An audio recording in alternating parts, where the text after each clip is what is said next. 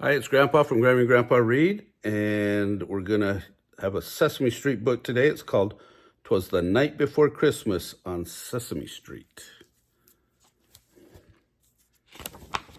And it was written by Lillian Jane and illustrated by Joe Mathieu. So here we go.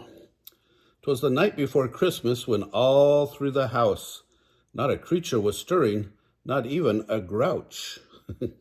See, he's snoring. The stockings were hung by the chimney with care in hopes that St. Nicholas soon would be there. Cookie Monster was nestled all snug in his bed, while visions of cookies danced in his head.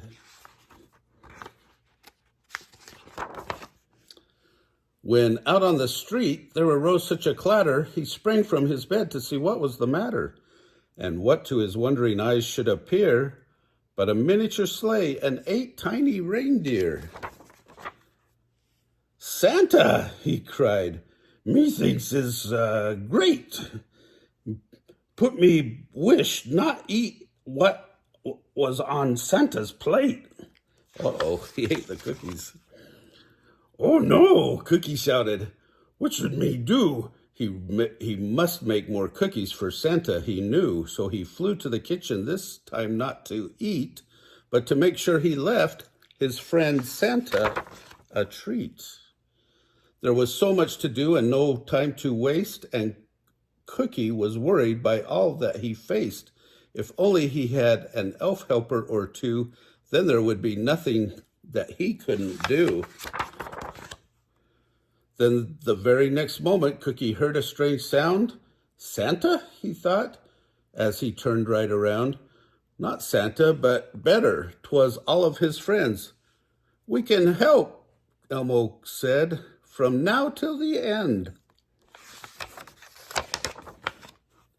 Elmo started to mix, then measure and splatter, and though Bert was the baker, Ernie tasted some batter. The clock ticked away, and when the bell sounded, they opened the oven, pleased and astounded. The Count frosted cookies, then counted each one, and Abby got all of the sprinkling done.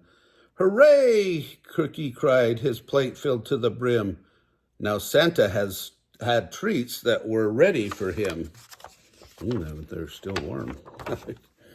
And then in a twinkling they heard on the roof the prancing and pawing of each reindeer hoof. They set out the cookies as they turned around. Down the chimney St. Nicholas came with a bound. His eyes, how they twinkled, his dimples, how merry. His cheeks were like roses, his nose like a cherry. He had a broad face and a little round belly that shook when he laughed, like a bowlful of jelly. He spoke not a word, but went straight to his work, and he filled all the stockings, then turned with a jerk. The cookies, he saw them right next to the tree. "Oh, boy," Cookie whispered. "Me sure hope he's hungry." Santa took a big bite and then smiled so wide that our dear Cookie Monster was beaming with pride. "We did it," he whispered, and hugged all his friends.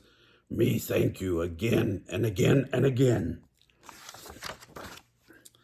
And now all the friends were as pleased as could be. Santa ate not just 1 cookie, but 3. Then laying his finger aside of his nose and giving a nod, up the chimney he rose. He sprang to his sleigh, to his team gave a whistle, and away they all flew like the down of a thistle.